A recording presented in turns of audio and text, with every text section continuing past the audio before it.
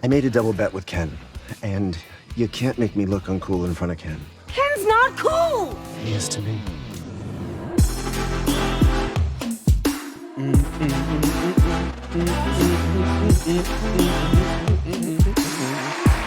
We are live from multiple states. Yes. With Patrick Canello. Musical guest, Mindhead 1. And now, your host. Marla Kappa. There we go. There you go. And your host, the crushing release of death. The revived soul of the Pop Tart we lost in 2023. Oh, Hey, everybody. It hurts so much. To yesterday. Little boys to mid for everybody. Start of a little 2024. background into the show. Ken was not aware of the death of our Lord and Savior, the Pop Tart from the Pop Tart Bowl. And so we had to explain to him. And he just looked at us like, what the hell are you even talking about, you morons? Which, fair. I mean, Yeah. it's the type of thing where it's like if you tried to explain it to someone, there's no way that they're like, no, this is a fever dream you had while you had COVID, and when you were slipping in and out of consciousness, you thought that Pop Tart gave its life for us so that we could eat of its flesh and drink. That literally is what everyone thought when they were watching it. Like, do we all have COVID? It's just like we've all been in a COVID dream. We're all going to wake up simultaneously. Yeah. We'll get to the Pop Tart. Yes. Amongst many other things, ladies and gentlemen, we are going to be trying to recap some of the craziness, not all of it, because there's way too much that happened in 2023. Yeah, you get stretched out for this. We're going to be covering stuff like Barbenheimer. We're going to be covering the I call it the Pratissance, but it is. I mean, we've all kind of loved and known about Chris Pratt. Yeah, The Last of Us, and maybe we'll briefly bring in some other video game adaptations that kind of happened in 2023. There was the little known Halo movie or Halo show that went under the radar. Oh, right. Yeah. Oh God, I forgot that even happened. Overlooked by that. What's the best thing you can do? Show Master Chief's face. That makes sense, right? Did they? Isn't that what he did in the game? What they did? Oh, Jesus Christ, Pat. Ken. That was my understanding. Oh yeah. Hey, when you have an actor, you got to show his face, no matter what the mask. No, I get that from the bylaws when they make superhero movies, which I think are wrong. Like I get like a glimpse sometimes, but not like at the finale they have to lose their masks just so you can see them emote, because otherwise that you have to pay them. I don't. What gets me is the ones who have like they specifically have on defensive armor for a reason, like Iron Man, and take it off in the middle of battle. I'm like, that's how you get a headshot. There's a reason why you have a mask to begin with. Some of them are at least a little more or less egregious, like in the first middle Iron of Man battle, though. But he for the first Iron Man, Ironmonger rips it off. Like so, there's that I get. I'm saying when he voluntarily takes it off to talk to people. Yeah, I'm like, you're already communicating via magical ear Bluetooth. But they can also like put it on and off, like with a button push, like Chris Pratt can do that with his mask. I'm sure all of our military personnel would love to take off their helmets just to talk. When in the middle of an active fire situation, you're just like, "Hey, how you doing?" Or you could be like Duke and Cobra Commander in the G.I. Joe movie, and just hand out bubble gum. Like, here, have some gum. Yeah, we're under fire. Yep, this is how we do G.I. Joe: Rise of Cobra. We're also going to be talking about some comics because that is what we do here. Lots of stuff about comics, and then we're going to be talking about some lesser comic related things. We're going to talk about the writer's strike or the strikes in general. There were plenty in 2023. We're talking about the Madam Web trailer because it annoyed most of us here. And then, like I said, we're going to round off with the Pop Tart and then kind of talk about what we are looking forward to in 2024. With that being said, Pat, you want to kick us off with our first topic? Our first topic. At least the first thing that comes to mind. Okay, well, topic one, we'll start at the top, mostly because it's also award season, so we're all living in it right now, was the Barbenheimer epidemic that swept across the nation. Epidemic? Yes. Words are hard right now, so I'm going to call it an epidemic. The Barbenheimer, the wave of excitement and destruction and works for me. Anger that we got from Japan for obvious and correct reasons. Yeah, that is really glossed over, isn't it? A little bit. A little bit. Do you want to adjust that so it just shows the one slide and not bury the lead and not give them too much of a hint of what's coming? Yeah. How do you do that again on this? I forgot how to get rid of this side panel. There we go. I love that. Shrink it. If you go on the slideshow, where's the slideshow? Kareem, just slideshow. Slideshow. Shrink this motherfucker right here. There we go. There we go. The problem is I only have one screen on, so now I can't see shit. Why do you only have one screen? You have like how many monitors do you have? Why are you not hooked up to a dock and be like Iron Man, like just I am. Give me a heads second. up display? Just they make Ray We'll Bans. do it live. Do it live. We'll do it live. Fair. We'll do it live. Fuck it. Opening up my Do other it screen. live. Pat, get to I'll talking. write it and Wait, we'll do wait, it live. Okay, Right, wait, Pat, yeah. you only have one screen too? And thing sucks. No, I have to. See, look at why give the keys to the kingdom to the man, and I have my He coulda laptop set us up. screen and my big screen, and you know, there we go. if I need a third screen, I'll figure it out. Not a big deal. Any Some of of those us in are chat, feel professionals. free to belittle us and chastise us for our inability to have multiple screens. Go right ahead. That's fine. Engage with us, please do. Now we're right clicking. I'm moving it over. Moving it over. This has gone well. See, this is why we don't announce the live streams yet. This is the reason. Podcasting, largely a audio only program, is now being Right? sidelined. Yes. Okay, so All right, let's so talk about Barbenheimer a little bit. okay, we're talking about them together Right, or 'cause individually. you were the only one who had seen it. Right? I've seen Barbie. Okay, good. All right. All right, Yeah. Ken, go I- ahead. I was just say, despite the decrying of Kareem Anderson saying don't at all support this actress, like you can look at the reels in the whoa, back. I He's didn't like- say that. I I mean, look at There check are the tape. receipts. Check the tape, okay? Yeah, you check the tape. I didn't say don't see it. I said I think if this doesn't I think do her well, this career the is end. over. Yeah. This is Kareem And I did. Anderson. I also didn't say that. I said people were getting to that point with her. Oh, people were getting to that point. That's like Yeah, people unnamed named Kareem? sources inside the newspapers Inside Hollywood, say inside Hollywood say Hollywood we've had Insider. enough. Margot Robbie either has Bofo box office or goes bust. I love it. Cut print. Check the gate. Or curse of being in blockbuster movies. Yes. Okay, good. Yeah, I think the movie's already made $250-300 million. Yeah, domestic, it's already so like gonna crushing get- it. Yeah. I just felt like this was like, and I don't know if I'm alone in this. Maybe Hollywood was thinking this too. Like, this is the last chance we're gonna give her before we just say, you know what, you're like a B-list actress now. She's an attractive white woman. She's getting Hey, all the too chances many in the more world. I'm Like, not arguing that. I'm saying that her chances are going to be reduced. It doesn't mean that she's not far exceeding everyone else. and It's she's just her exceptions are coming down. Is all. Well, is what they now were she saying has to today. be in real movies. Is the problem? It's like, But oh, well, she's- she's gonna be. she's done that though. Like she's done real acting roles. Like she's done other roles that have brought where her talent had to be enough. What about I, Tanya? I thought that was a pretty strong player. It was, You know what? That was pretty good. yeah. You're right.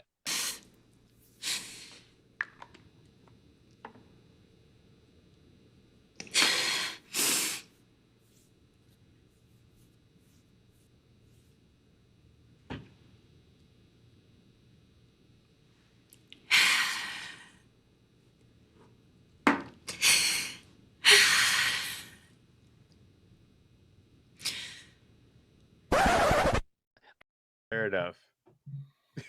So yeah, I did eventually see it once it came to HBO Max because I'm like, okay, cool, it's very available. I thought it was actually awesome. They present it on HBO Max with ASL if needed, which my Nice. brother-in-law is deaf, and so I didn't understand. I didn't know that it's actually easier for them to for him to process things with that as opposed to just subtitles. And I'm like, that's a really good presentation. Then that's awesome. I thought that That's was cool. really good. The first time I've seen that, I did find out though that a few select things do that as well. But this was one of the first big ones to do that, and I thought that was a really cool option. Okay. It was Thoughts? it was Yeah, thoughts. yeah, it was a fine movie. I definitely wasn't. I didn't get in when the hype was there. I definitely came in on the backside of it. I enjoyed it. I enjoyed like the presentation of like say like the toxic masculinity and how is presented, and I appreciate that. So yeah, an enjoyable movie overall, and yeah, thumbs up. Two of them. I would like to note that we are, really enjoyed the movie a lot. We are obviously not the most well-equipped people to speak on it and its messaging, I would say. I have multiple women in my life that saw it multiple times and were floored by it and loved it to no end. It was really well done. I think, was it the highest grossing movie this year?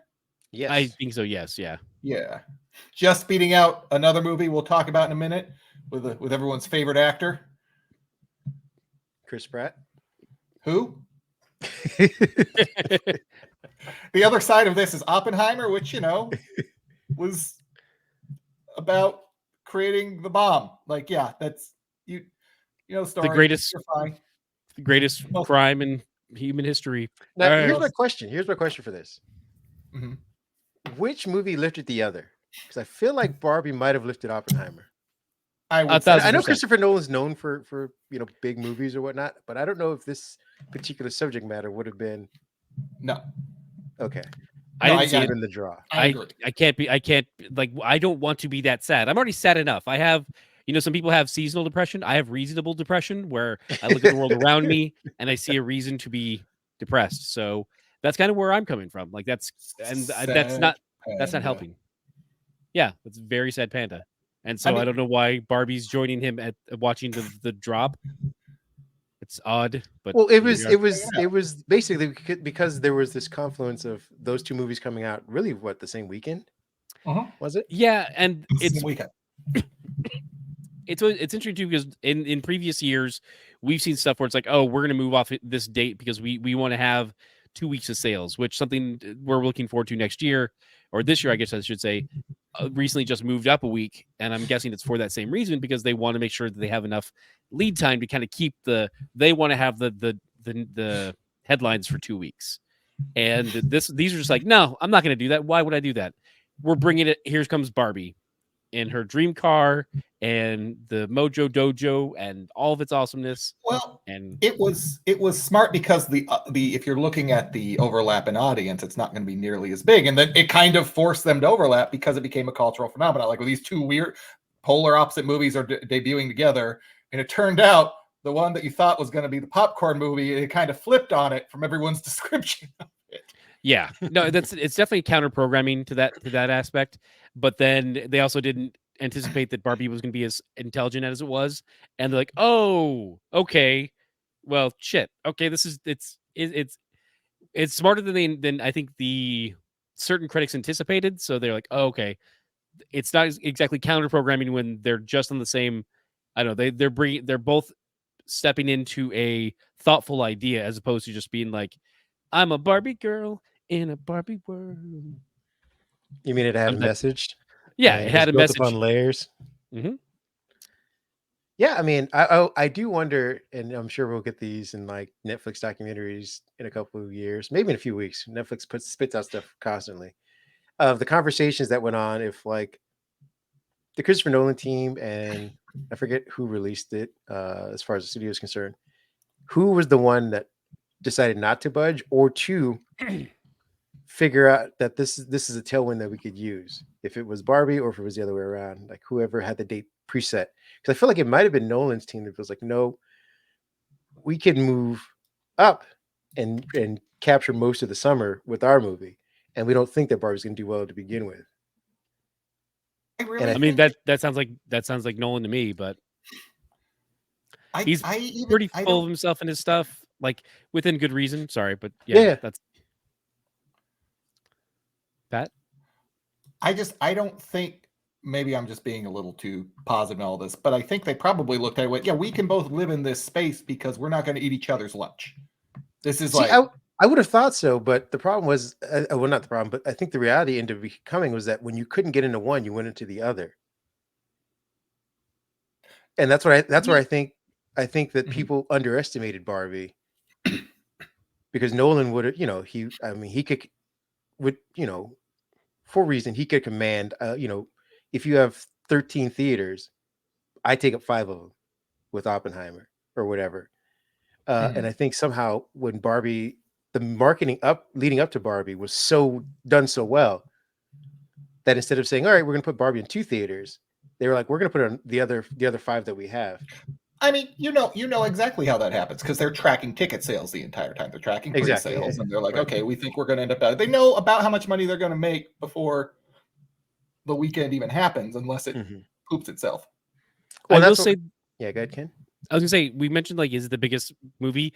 The Taylor Swift Eras Tour did surpass them for their opening weekend. It looks like. I'm looking at a post here saying, okay, yeah, but that's a force of nature. That right. But I just wanted to mention too, like we're talking about how people are not properly preparing for what? I think we lost him. Ken's gone. He talked about Taylor Swift. That's what happens. The Swifties came for him. That's what happens.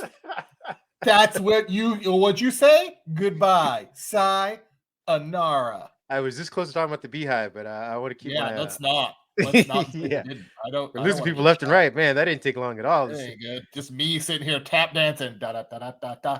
Who knew that our Venn diagram included Swifties?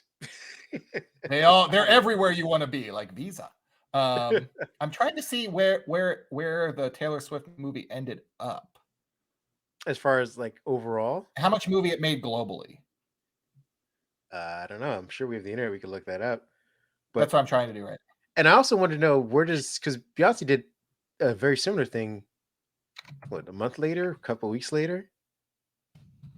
I felt like hers came in. What's up? Yeah, I thought so. And I felt like hers came and went more so than the Taylor Swift one. Like, I'm sure she did well. I'm sure it did millions of dollars or whatever. But I felt like maybe because Taylor Swift was the first one, it was more talked about. Swift just right now is bigger in the zeitgeist. I think she just right at this moment she is. Yeah, but imagine if Beyonce was like, I'm gonna do what Taylor, I'm gonna do the thing Taylor Swift's about to do before she does it. Like the idea of hosting concerts at movie theaters. Sorry, Ken. Still learning to add people to stage. My bad. If she said that before Taylor Swift did, and she did it, say relatively earlier, like she did it in January. That's still something that's relatively unprecedented. Like we get the operas at movie theaters, but you don't get worldwide concerts in movie form. I don't think there's a scenario where in 2023 Beyonce's movie outperforms Taylor Swift's. I think I agree with you. I'm saying the buzz around it, if she had done it first, is still there because like she has a massive Swift-like army of the Beehive. So they would have said like, hey, this is something we didn't get a chance to buy $1,000 Beyonce ticket, so we're going to go watch it at the theater.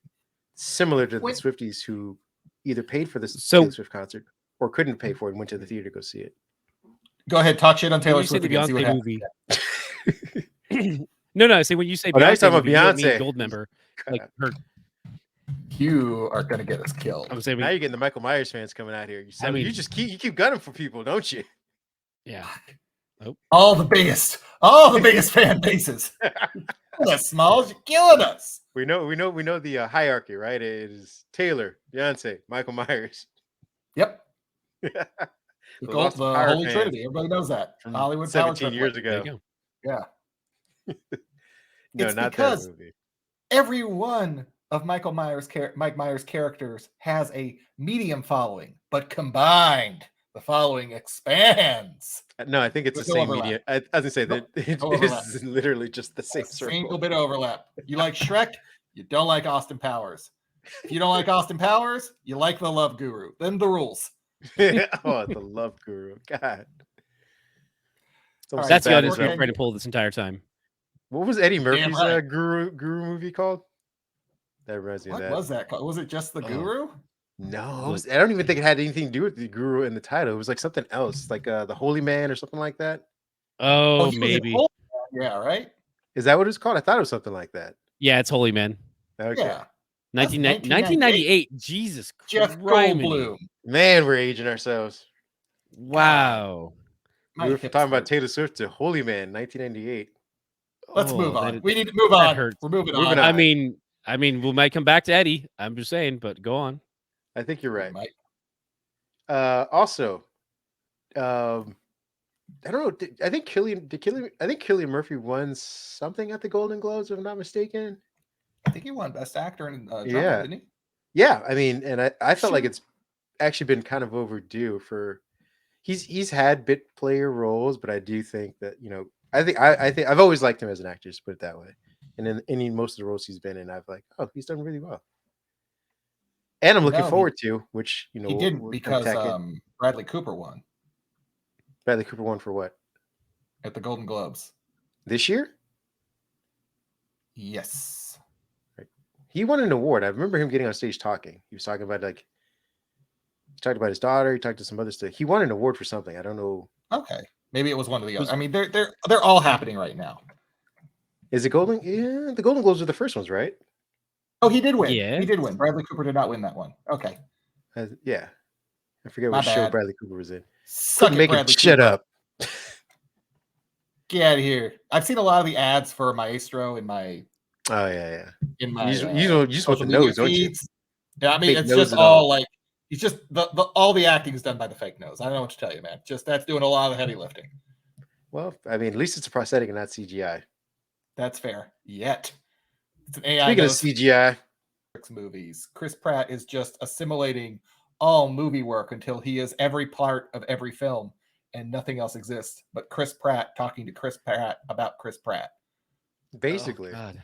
he's And then taking we'll over the we'll VO role. never again beat the. Oh God! Now I can't think of the thing. Where two ladies have to talk to each other about things that aren't a dude. The The Bechdel test. Bechdel test. We'll never pass it because it'll always be Chris Pratt talking to Chris Pratt. In the 1980s, cartoonist Alison Bechdel observed a frustrating trend in pop culture. Most films only had a single female character. And when there were multiple women in a film, their storylines almost always revolved around men. Just call him. Say hello. He's in my book club. Why is there a woman in this picture? It's his wife. This realization inspired her to create a comic called The Rule. I only go to a movie if it satisfies 3 basic requirements. 1, it has to have at least 2 women in it, who 2, talk to each other, about 3, something besides a man. These requirements form the foundation of the Bechdel test, which has become a tool used to call attention to gender inequality in pop culture. For example, this scene fails the Bechdel test. Who's Alan's friend? Hugh. He's a bit of a cad, actually. So my type, then. While this scene passes it. And you have no style or sense of fashion? Well, I think that depends on what you're... No. That wasn't a question. But then it'll Yeah, be but the what if Chris. it's- It'll be the Chris Pratt test. Yeah, what if it's a Chris Pratt female voice? It's where he's just like, "It's me, Princess Peach." There you go. I love Exactly. that, Mario. Bingo. Oh, but I talked about Mario though, so So see, it's just what- so tough. it's me, Princess Peach. Fuck Toad. There you go. Is that better? Now, did any of you actually watch the movie? Yeah, I loved all of the artwork. The movie itself I is didn't- lacking. yeah, I didn't mind the design. It was pretty kind of evergreen, kind of not. It was a new. I mean, to a certain degree, it is a new take on Mario and the rest of the crew. So like, it is a new kind of evergreen. Like this is our take on it. It's fine. I wasn't upset by it. I think I even talked about how Illumination did this, and then we also have the trailer for Duck Hunt the movie called Migration, and so there's that. Yeah. It's fine. I think the weirdest thing is that we got this, and then we got word that we're gonna get a live action Zelda movie, which I'm like, I don't need a live. You can give me more CG if it's better done. Like, I just feels so like there's no heart. There's no like, oh, I've got a story to tell. What's the story? A guy does a thing. I don't fucking About care. the plumber that saves a kingdom. Well, I Jack mean- Black's gonna sing. Mario, Luigi, and a Donkey Kong too. 1,000 troops of Koopas couldn't keep me from you. Princess Peach at the end of the line. I'll make you mine. Oh, Peaches,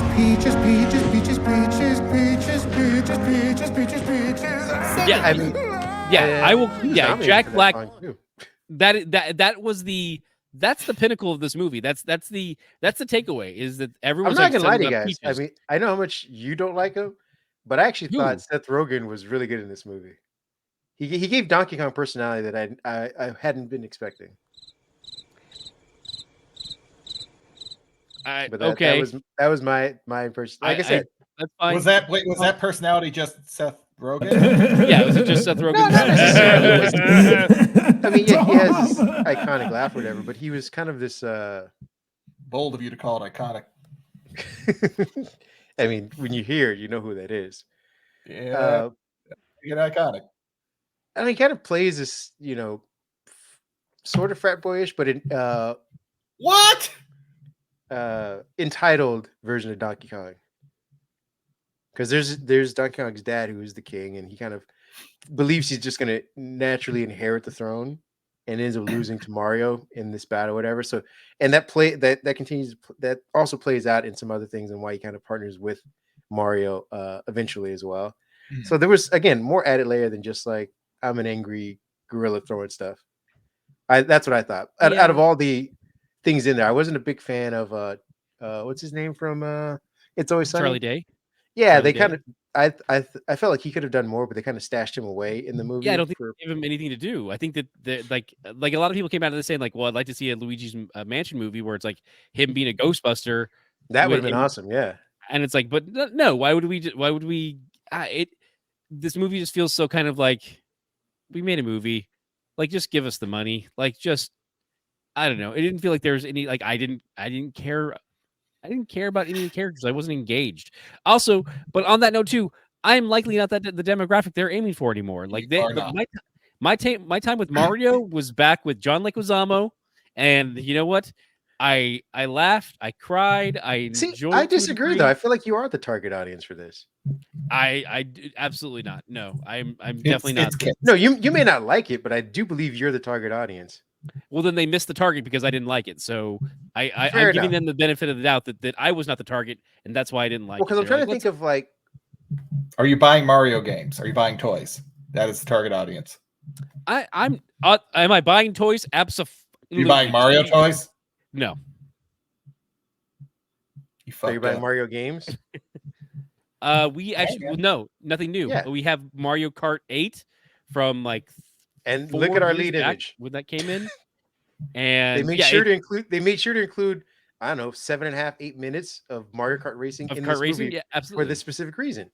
Yeah, and we also have Mario Party that we play whenever. And Luigi's Mansion, wasn't that like what was that 2000? They've had a couple iterations, early 2000s, but you know, Nintendo loves to remake a game more than anything else. So I'm just saying, like again, I agree that they missed the mark with you, but I do believe you're the target, because I don't know. I mean, how many younger audience members are this super nostalgic about Mario? They're not nostalgic. This is some of them have just played a little bit of the games, and this is their first like intro to a story behind Mario, aside from him spraying water for Mario Sunshine or him playing Mario. Or let's back off on Mario Sunshine. That's also like 20 years ago. Current Mario would be like Mario Wonder. Odyssey.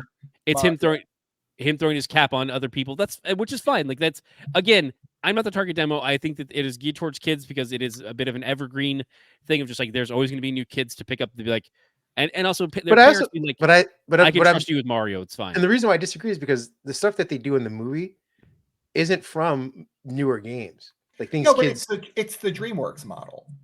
Yeah, it's Illumination. So like, it's pretty. It's for kids, but there's a bunch of like. No, that's what I'm disagreeing. Like I feel like just like the What If Marvel series, just because it's animated doesn't mean it's for kids. And I think just because this we're not saying that. We didn't say that. You're inferring that. Well, you're saying it looks pretty based on the animation, and I'm saying based on the animation isn't the draw for kids. The stuff that's happening in the game or in the movie are all things that harken back to older games for older people. Like they didn't add new elements from newer games in this particular movie. I'm going to contradict myself here because I'm just thinking about it more. Probably a lot of kids have played the older Mario games because Nintendo re-releases them every 20 minutes. Like, okay, you like Mario Brothers? Here it is again. Okay. This time we flip colors. And the kids have played the other iterations of Mario Kart.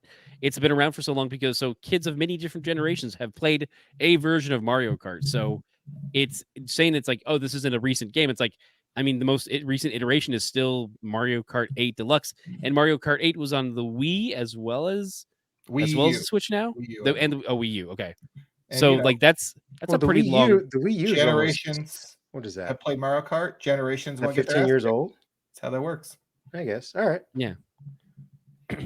Like if they put a Dr. Mario reference in here, then we'd all know. Like, oh no, they had a plan. Like they haven't touched Dr. Mario in years, so nobody's touched Dr. Mario. That's Mario. Part 2. I mean, that's exactly. Well, it's because Dr. Mario is really sad about it. I was hoping one of his family members was going to be a doctor, like one of the cousins. There's a scene where you get like the cousins and the family together. Oh yeah, that's your cousin. He's a doctor. Like because you got Luigi Mario and Mario. God, just not great. No. Well, and unenthusiastic was just kind of like, okay, I don't know, like, oh god, I just thought of another key point in this year that is tied to that in a little bit, but I think it's well off topic and very sad. So let's just keep going. No, sadder than this. Yeah, sadder than this. Oh wow! So, I keep hearing this. For those that are listening, Chris Pratt will be playing Shadow, Sonic's in Sonic 3. Clone. I've heard, rival of Idris Elba, right? Yeah, well, opposite. Yeah, Idris Elba is Knuckles. Idris Elba is Knuckles. But yeah, but also because we're looking to the future a little bit. He'll also be playing Garfield, which really kicks me in the pants because I love Garfield. I love Lorenzo Music Garfield. That's my Garfield. I am of an age where it's like, if we want to talk about like, being a specific age, Lorenzo Music will always be Garfield to me. I hate mornings. I like them better if they started later. Rats. My owner must still be lolling around in bed. It's hard to find good help these days. Good morning, sunshine. Welcome to another fun-filled day with your favorite pet. Locked in. Like there's been other people after, like, and people who do a decent job, I'll say, but no one touches Lorenzo Music. And like I'll have to send a clip to you to drop in here for the premium version on our Patreon. Didn't Bill Murray do it once in the live action? Bill Murray did it twice. He did it because there's the weird circular thing of Lorenzo Music voices Garfield, and then he voices Peter Venkman, who's also voiced by Bill Murray, who's also voices Garfield, and that's the whole thing. And then at one point, apparently, Bill Murray complained about Lorenzo Music's version, says that sounds nothing like me. And so they cut Lorenzo Music and they brought in Dave Coulier, who did a Bill Murray impersonation, and he was fine with it. But they cut him out. They cut him out, yes. But that's not on Dave Coulier. Let's be clear. He said that when he was brought on, that he heard that Lorenzo had passed on the job, so he wasn't like trying to be a scab. Oh no, I didn't say that. I know. I'm just putting that out there. The will of Bill Murray is what I'm saying. Upset with. He actually bumped Alanis Morissette because of that, right? Because he had to move to go. Yeah, he found out about that. Alanis Morissette. Yeah, the executives lied to him. There's like guys in Geek Animation were like, "Hey guys, deal with it." And you're like, "You don't understand this, babe. I got the gig of a lifetime here." Peter Venkman. The checks be rolling in. You ought to know. You didn't know. You did not, and that was the problem. Right. I'm tired of looking at Chris Pratt. Can we please move on? All right. Go into our next subject, which is The Last of Us, which made, I don't know, it solidified. What is this actor's name? I'm forgetting his name again. Pedro Pascal's as protecting little kids. Yeah, the perennial dad figure in every movie. Yeah, for at least this generation, he is the go-to dad. Like, some people may have had Mr. Mom, Michael Keaton, not Michael Keaton. Yeah, Michael Keaton. But that was only in the one movie though. I mean, he is also in Gung Ho, and like he was in other things too. There's a time where you may have saw a father figure as Michael Keaton. Dream Team. There you go. But I mean, now you think of like we need a dad for this role. I've got the guy, and you're not going to be upset about it like you are with Chris Pratt because he's actually putting in the effort and putting in some work. Well, he's a different dad in each one, which is awesome. He's not just the dad that is Pedro Pascal in everything. Fair enough. It's still with that. It's just just think of his fatherly acting in this versus what he did in Wonder Woman 84. Oh God, yeah, 88. You mean 88. The best part of Wonder Woman 1984? Oh, was it 84? I will go to 84, bat. yeah. I will go to bat for him in that movie. He just chewed everything up, and I loved every minute. I liked him in that movie. I'm saying just think of because he was a father in that movie. Yeah. Just think how far he's come between that and that movie. Do you think Chris Pratt's going to do a good job when they recast him? As Chris Pratt? Well, when they recast Pedro's roles to Chris Pratt, of course, he can do a good job. Yeah, he's going to be the legendary Chris Pratt. That's the reason why they hired him and fired Pedro Pascal. You know, he's getting too ugly for his britches. He's like, "This is the way." That's the soundbite. That's the title of the episode. This is the way. That's it. With the shrug. Oh, that's perfect. Oh, his father-in-law so disappointed in him. Is he though? I mean, the guy's raking in millions. He's like, I've got a new Netflix show. It's called Fuba. You can be in season 2. You can be my son. It'll be great. Oh God, he's gonna be Conan at some point, isn't he? Oh shit! Oh my God! If he isn't already, yeah. If this isn't something that's You'll already be the in new canon, Conan. It'll be great. See the lamentations of the women. Which I feel bad because his son is already a better actor.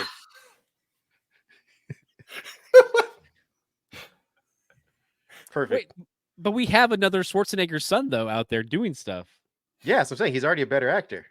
It wasn't supposed to happen like this. Hey.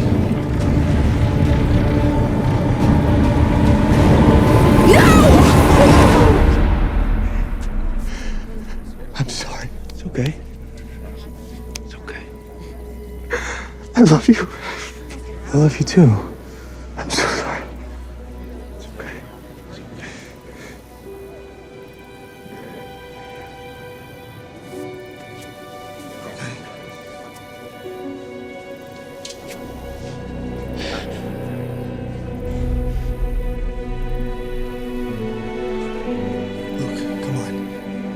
Yeah, I mean, well, just from the little I saw on that show, he was better.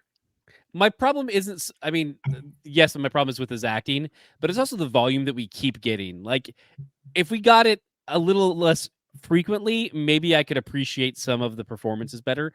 But you mean at least of Pratt, yeah. Like when we first got him as Star-Lord, I'm okay. Like, all right, cool. Like this is Star-Lord. I'm happy that we're getting this iteration. It's fine. But it's just like, well, here's like another scoop and another scoop. Like, okay, he is not the underlying theme of all these movies. Like, give me something with some character. Like, I want not just that's the biggest problem from Mario to Garfield to all these other roles is that it's just becoming this homogenized bleh of a performance. Like, I want something with it's case in point. I was watching Transformers because they did new iterations of it, and there's some that are out there that are just like, that's not a good take on this character, and then they have one character like, oh no, this character decided to bring in an accent and infuse something to the character, and you're just not getting that with the Pratt stuff. It's just so like it's just more Pratt. It's kind of similar to what we're dealing with Seth Rogen. It's just like it's still just Seth Rogen doing Seth Rogen, which if that's what the role calls for, that's fine. But it's like if you're giving it to me every single day, it doesn't feel unique or interesting.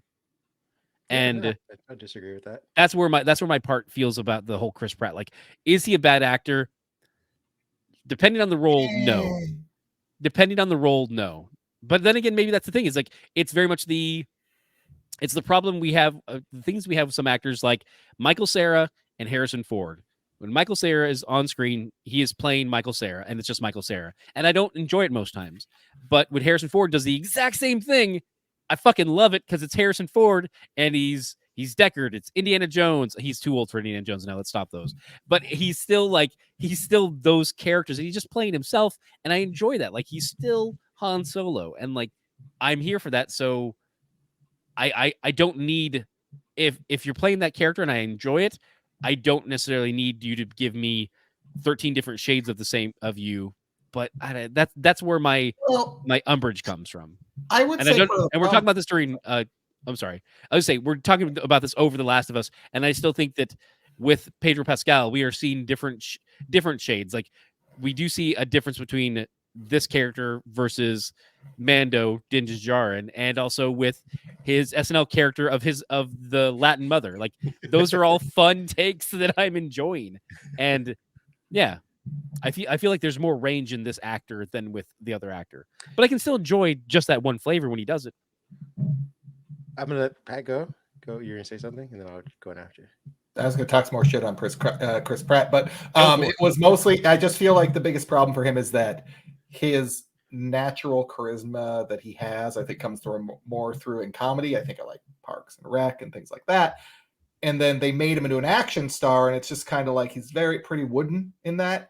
And I think it's kind of, what Hollywood's been looking for a long time. I think of Sam Worthington and God, who's the guy that from Suicide Squad that played not the Colonel, played Captain Boomerang? Jack Flag? No, yeah, the guy that played Captain Boomerang and the other guy that played the straight man. Like they both had their Jai Courtney.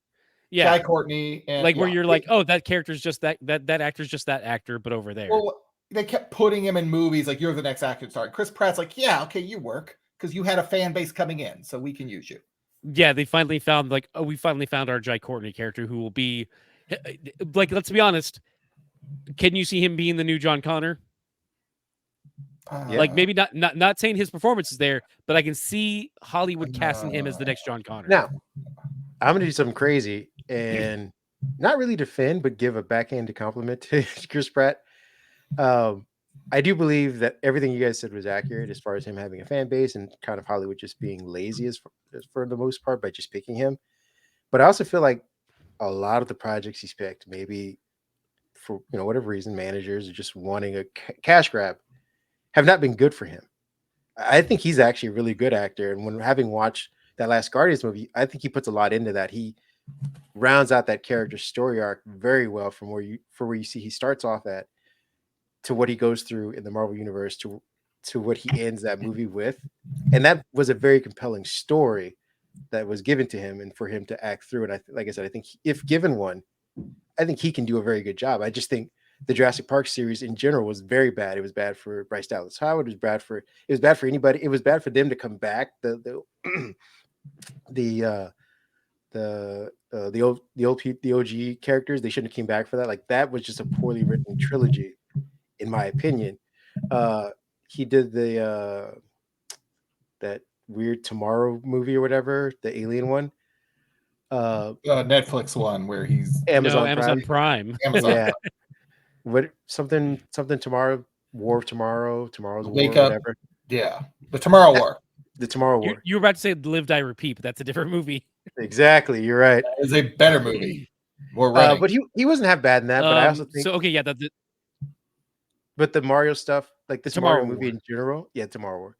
The Mario movie wasn't written very well. Like there was, like to your point, Ken, that there wasn't much substance as far as the character himself. Like you got a brief hint of it when he gets in a fight with that bully or whatever from the restaurant, but beyond that, you don't get anything from Mario that you did with the John Leguizamo one. You kind of knew that they were in a financially dire straits kind of situation, that they had this kind of relationship between brothers that was there. Like the only thing that you kind of got from this animated version was that he likes to defend his younger brother, and then as soon as they get into the universe, his younger brother's taken from him. So I'm like, you don't even get that. Like he says he's got to go save him, but the idea of like, let me protect him is taken from him immediately as soon as they get through the tunnel. So I'm like, the one aspect that could go ahead.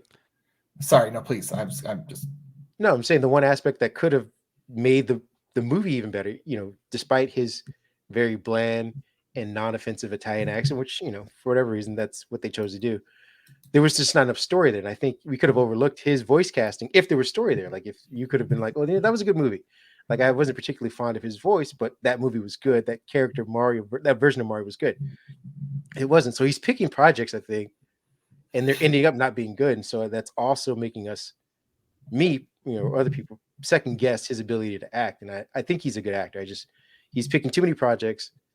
Hollywood's giving him too many opportunities, so to speak, and they're turning out to not be very good.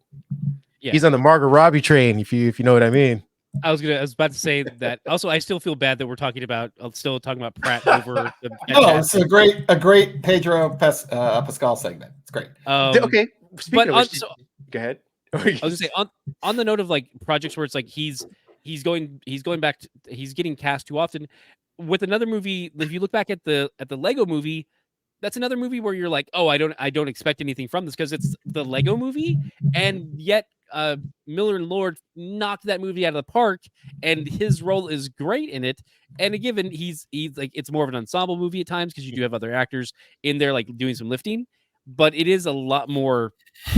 They gave him more to do. What? I don't think he's ever had an original thought. That's not true. Introducing the double-decker couch. So everyone could watch TV together and be buddies. That is literally the dumbest thing I've ever heard. Let me handle this. That idea is just the worst.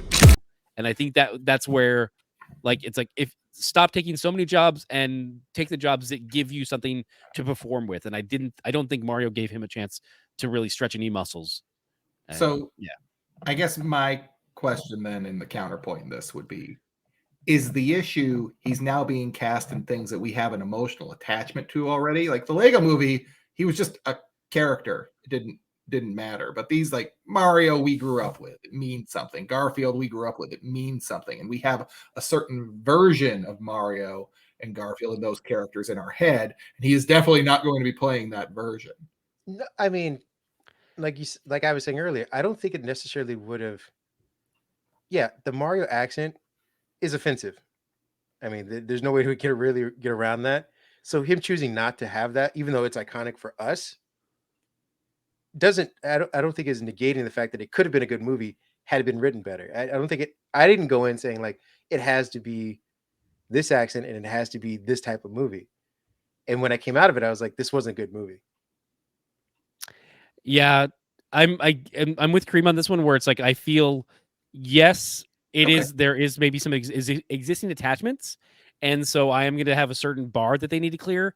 But I also don't think that they're really trying to clear the bar. Like the idea of like this is a Garfield movie about him meeting his father, Samuel Jackson. Like, okay, I guess I don't know where or why I'm. Like going back, you can watch the Christmas special for Garfield, and it's just about him experiencing Christmas with John's family and stuff like that. And it's touching, and it's like it's just this is Garfield we're talking about. Like there shouldn't be, I shouldn't have like, oh wow, this is hitting me in some feels. I'm like, it's just Garfield. It's just the cat who eats lasagna. Why you gotta make me sad? Why you gotta do that? That's my thing. Is like they put in the effort, and it didn't feel like the Mario movie put in the effort or put in the work or both. This was a great segment on The Last of Us. Well, just we'll briefly cover this and then wrap it up. But did you guys watch the show, right? Either one of you or no? Yeah, enough of it every week. Yeah. Wait, what? I thought it was a good adaptation for what they went for what they displayed, for what the budget was, and for what their casting is. I thought they nailed 95% of it. And everyone was really fond of the clickers, or what they're called or whatnot. Yeah, the clickers. They did great costume work and makeup for that stuff. I actually liked Ellie. Grew on me. She was a different take from Lady Mormont. Yeah, she's a different take from what you get in the game, but I actually ended up enjoying that. And her interactions with Pedro were great. They felt genuine. I don't know how long they worked together before they started filming, but they definitely felt genuine going throughout the show. I look forward to how many more seasons can they do? They can drag out. Well, they chewed a lot up. Yeah. Well, it's interesting because they've already casted people from the second game the second game already for this upcoming season. Now, I don't know if that means that they're just going to sprinkle them in while they finish necessarily finish up what happens in the first game. in this and saying like, all right, we're going to show you hints of this and then drag it out for maybe, I mean, realistically speaking, maybe 3 seasons. Beyond that, I think you're starting to Game of Thrones it. Very much so, very quickly. Like the Lost problem. Got a great idea. Run it. Okay, we need 6 more seasons. Shit. Yeah. I mean, this is definitely, they can get more out of it than they did Watchmen and have it still be good, but I don't think you get much more out of it after a 3rd season. The Watchmen was so smart. We did a season. It was great. There's no more story we need to tell here. This is fine. We can go. Yeah. It's okay. We're gonna walk. Now we'll see how long they stay away from that though, because I feel like they're crack addicts. I mean, DC Comics is probably making After Watchmen as we speak. Watching the Watchers of the Watchmen. Well, watching the Watchmen is a trade paperback, but I think it's out of print now. Okay. And that's why I added the 3rd watching. Yeah. Wait, so we met up this weekend and we were at the shop when I got that call about the Watchmen. I don't know if that was the reason why you made that call back, but I was at the shop and we had a customer looking for that trade. That's why I know it so fresh in my head. It must be stuck in my head from it. So yeah. Yeah, it's all good. Looking for Last of Us 2. And The Offerman. Did you get to that part yet, Pat? Yeah, that's the episode that kind of made the whole.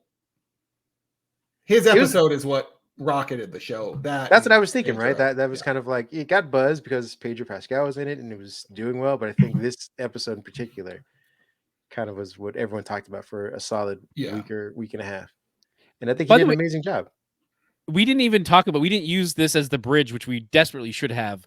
The Pedro Pascal episode of Saturday Night Live, where he plays a Last of Us-esque, like dystopian era Mario Kart, and he's like that's the crux of it. That was awesome, and I don't know why we didn't have any images and build towards. Fair that. enough, you're right. Yeah, what is wrong with us? We need. We'll have to do it when we do a show recap. Yeah, Pedro Pascal's. That's also his is the episode with what's her name from Temecula. What's her name? I can't remember.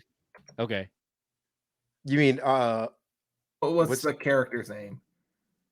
Lisa from Temecula. That's a Pedro Pascal episode as well. Oh, okay. Okay. Which is I'm just saying it was a great episode. Okay. Well, first I thought you were talking about Last of Us the show, and I was like, what? Who's that? HBO picked the wrong game to do this with. Reeves Variety.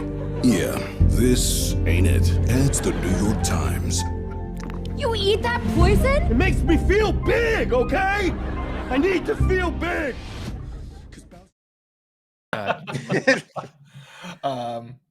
Chat GPT and everything that's being built on it is going to be the end of all of us. It'll be very exciting. Can't wait. And yeah, that's a wrap. Yeah. If you want to follow Elon Musk, who confuses large language models with sentient beings, for someone who's supposed to be so smart, I don't get these scientists. Someone show him the first 3 seasons of Westworld. Just like have him sit down, like see, it's fine. I like that you say the first 3 seasons as if there was a 4th, and there was. There wasn't. We only got 3. Did we only get 3? Right? I thought we got 4th. Was there a 4th? I thought it was the 4th one. Oh God. Yeah. Oh God, that's right.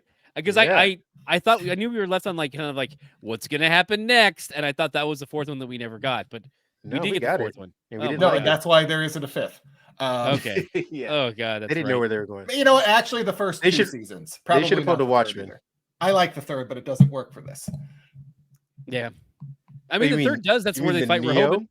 No, that's where they fight Rehoboam, which is that's where she becomes Neo. It is the 4th one that doesn't make any sense. Elon Musk is going to think he's Neo, though. Yeah, I mean, he already does. Like he's like 2 steps away from wearing a black trench coat everywhere he goes. Elon, I know you're a big fan. I just need you to know that the best thing you can do is upload your consciousness to the internet right now. Just get rid of the mortal body. You don't need it. It's stupid. Yeah. What are you going to eat? Too much work. Upload your consciousness, and then you can live forever on a small server or possibly on a detachable hard drive. That way, no viruses can infect you. I feel like you would have had him if he didn't like sex so much. He loves to make babies. Hey, man, you can do virtual sex, man. You saw the Matrix. He's the Program guy whoever that's you like, want in oh, there. smart people should populate the earth. He's one of those guys. But beyond Then him, why is he populating the earth? It's a If fair that's the point. case, he's again, smart people don't say stupid shit like that. He thinks he's Smart one of the people smart with people. emeralds should populate the Yes. earth. oh my There you go. god. Hate But yeah, the world. OpenAI was big in 2023 with It is going to go ahead. I have a rant, it's- but you go ahead. No, you're right. I think it's more pedestrian as far as the destruction it's going to cause. I was hinting at the Elon thing because he was one of the people that signed on this giant letter about, oh, we need to pause development on OpenAI and ChatGPT and these large language models for 6 months because we need to figure out whether or not they're going to become, artificial intelligence and take over the world. Again, without any of the science behind. Well, yeah, it's not. I mean, one, it's again, it's a large language model which basically just pulls in information or whatnot, but it Pour would all need the data in and regurgitate it in certain ways. Toxic poo out. Yeah, not necessarily the artificial intelligence we're led to believe that would bring about, the Terminator or anything like that. No, but it feels like artificial intelligence when you interact with it. It's like, you got all the answers. I'm having a conversation with you. This definitely just isn't an algorithm based on multiple answers you've received previously across multiple platforms of data you've taken in. Exactly. I love you now. I mean, I never watched the movie with Scarlett Johansson's voice. Her. I never watched Her. Okay. My biggest exposure, which I didn't even know that it was built on Chat GPT, but was just seeing images as they started to roll out, and then finding out like, oh no, these are all just used to farm out off of existing artists' work. So it's all just built on stolen work and no credit, no money, no compensation. It's just going to the programmers and to the hacks and not anyone of talent. Yeah, that's right. I said it. I mean, go for it. Yeah. And so it's like, yeah, there's so much to unpack there, and it's something that's like the genie can't be put back in the bottle, but that's not an excuse to keep going with it. And so, and look at this punchable face here. Like very much so. Not since the Pharma Bro have I seen one that's in the same like realm of like, God, he just needs to be put into a wood chipper face first. Or Kareem, no, feet whose first. face are we looking at? Yes, that's right, because Ken won't stop punching it. We're looking at Sam Altman. He is the now current CEO. He was a co-founder of OpenAI. Two-time CEO. Two-time CEO, yeah. Back in late November, early November, or whatnot. He went away for the weekend and was ousted. Kramer, I've been reviewing your work. Quite frankly, it stinks. Well, I've been having trouble at home, and I'll work harder, nights, weekends, whatever it takes. No, I don't think that's going to do it. These reports you handed in, it's almost as if you have no business training at all. I don't know what this is supposed to be. Well, I'm just trying to get ahead. Well, I'm sorry. There's just no way that we could keep you on. I don't even really work here. In a coup, basically. And then I think over the span of 72 hours, he went from being let go from the company to regaining his position and firing everyone who held the coup. All because, and again, these are all rumors, speculations about what happened in the meeting, but a lot of people open to the close to the matter were saying that because of its nonprofit-esque nature, a lot of the scientists, researchers, or whatnot felt that he was doing or making deals behind their back for the for-profit section of the business, more so than the nonprofit was getting attention. So they didn't like it. They got enough votes to kick him out. Microsoft, which is a huge partner in OpenAI, put about $10.5 billion into him. Came back and was like, all right, well, if you let him go, we're going to hire him immediately. And because I guess he's well-liked in the company, 500 of the 700 employees were like, hey, if he goes to Microsoft, can we get jobs? Microsoft said, yeah, we'll hire you all. Which would have meant that OpenAI would have been defunct of all of its brain trust, and Microsoft would have acquired all of the technology, essentially, and the personnel for pennies on the dollar. And so anybody else who had invested in OpenAI were all sitting down saying like, yeah, we need to rethink about this. So they basically OpenAI rehired him. He took his position back and said, you know what, I can't trust you, asshole. So all of you are fired. But did they all walk away with golden parachutes? That I don't know because I'm not. I mean, But I'm spoiler sure. alert, yes. Yeah, I was gonna say. I think it's put it this way: they walked away with enough money to be comfortable. Yeah, exactly. Because they were already, if they're in the position to take him out, they were already comfortable, and they just got more money to be more comfortable and do nothing. So, why the? Are we? Again, I didn't shed a tear for anybody in this entire situation. We lost Ken. He's messing with the wrong people. Too many powerful people. I'm just tired. I was just frustrated. I was went with the Swifties. All right, now he's going after the Altmans. I wasn't going. No, I'm pro Swifties. Like I'd rather have our Lord and Savior Taylor Swift than the Pop Tart. Yay! Or AI bots. Shitty artwork. Well, I mean, that's coming in our future. So the worst part is that they're getting better about. That's the worst thing is that it's learning and it's building on itself and it's turning out better shitty art compositions. It's just like it's fuck. Oh, I hate. If you notice the image that we're using, people who are only listening, there's a stick going through his hand.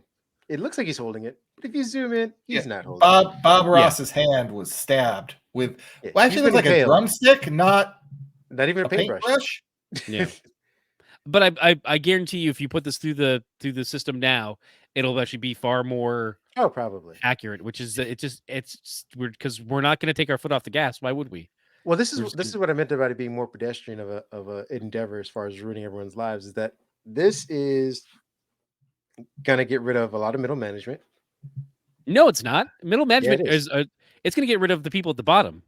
Like it's always going to get rid of the people at the bottom. That those are the people who always get the. It'll get rid of middle managers as well, but not as much as the people who do the work it themselves.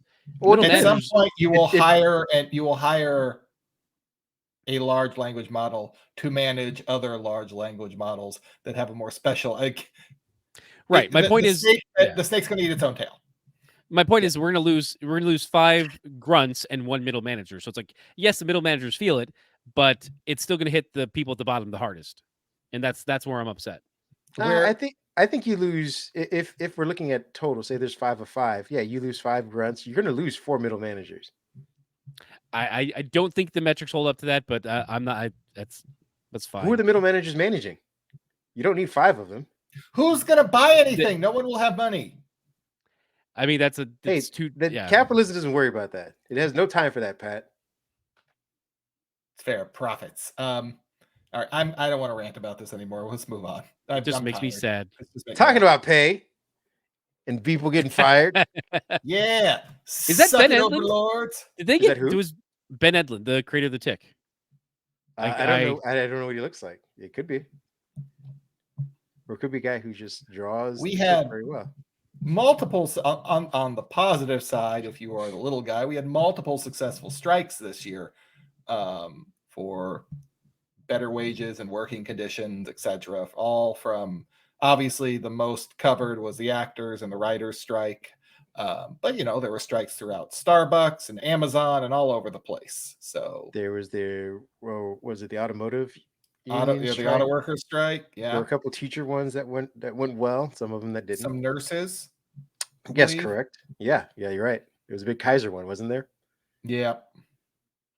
So I mean, I think this was carryover from 2022 as well, or 2022, where I think the Amazon was probably one of the more widely known starts of this kind of thing. Where Jeff Bezos is very busy flying around in helicopters with Lauren Sanchez right now. He really doesn't have time to handle any of this. Yeah, no, he's too busy having his super mega yacht or whatever being shipped to Florida where he now lives. And getting fucking swole. He is huge. He's very swole. Yeah. By the way, a quick Google search, that is Ben Edlund, the creator of The Tick. And he also works on Venture Brothers and a bunch of other things. He's a great writer and creator, and he's awesome. And that is Ben Edlund, creator of The Tick. It's great. It makes me very happy to see that. I'm like, oh wait, shit. They like because he was, of course, he's a writer. He's part of the guild. He'd be on the picket lines, but also he's also the creator of tick, so he can just draw the tick on his thing for fair pay. Like, sorry, carry on. Well, this is also a point in time where I found out that Fran Drescher was still alive and doing stuff. Positive Jesus. Stuff. Hey, I'm being honest here. Okay, come on. Did any of you remember Fran Drescher for the last 15 years? I had no idea what she was doing. No idea. I didn't know what she was doing. What was but to Fran say Drescher that she wasn't alive is a bold statement. Did like, you over the last 15 years? Did you have one thought about, hey, what's Fran Drescher been up to? Be honest. Did I have a thought? Have I thought about her? Yes. Have I thought about what she's doing now? Hold on. Does your wife know about this? Yeah, because she's a fan of the nanny. Oh yeah. I'm sure. Does she know about you thinking about Fran Drescher? Yeah, I know what that's code for. Yeah, you know what we do behind closed doors is none of your business, okay? Until you everybody's got a Fran Drescher.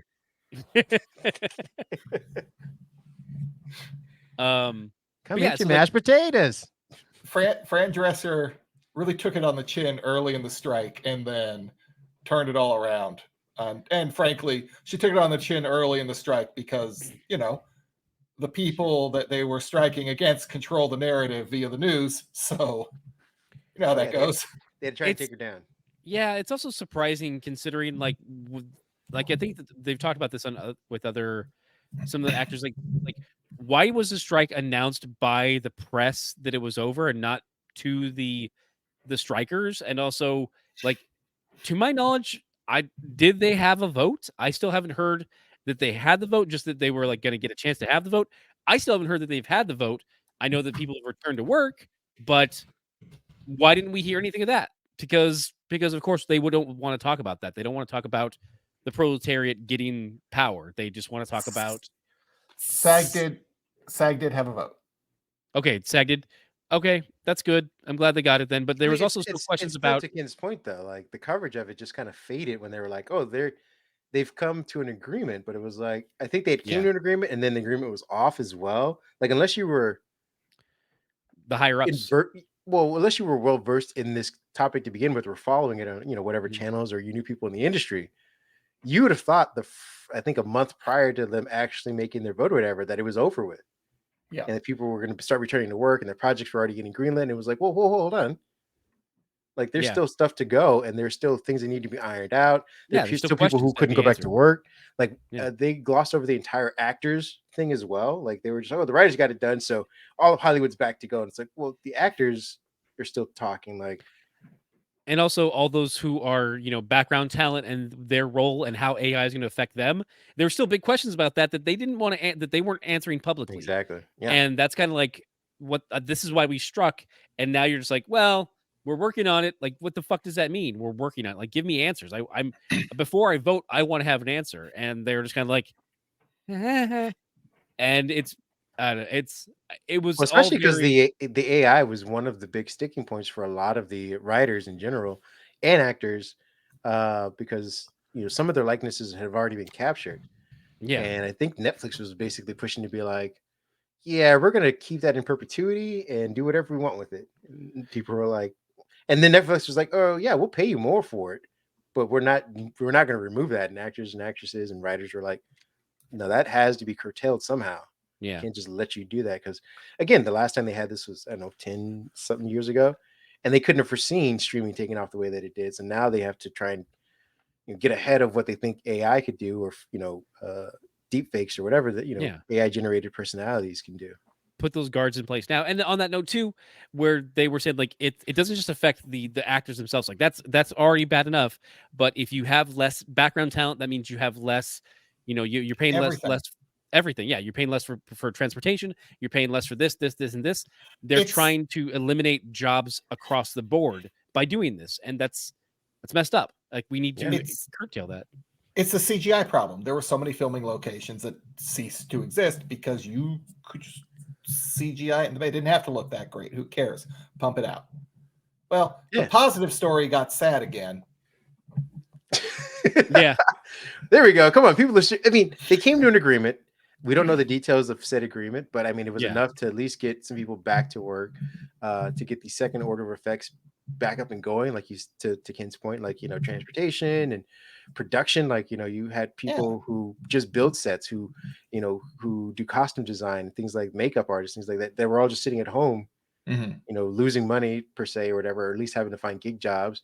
And gig jobs don't offer the same sort of pay or benefits as a union does, as far as healthcare and all these other things. So we kind of stalled the economy more, outside of Hollywood itself, in in everybody else's daily lives. And that was a big talking point on the local news out here in the LA area. Was every couple days they had a story of somebody screaming, "The strike needs to end because my restaurant's going to close," without any context to anything else or what's going on. Just like, ooh, these bad actors and writers are striking. This guy's going to lose his restaurant.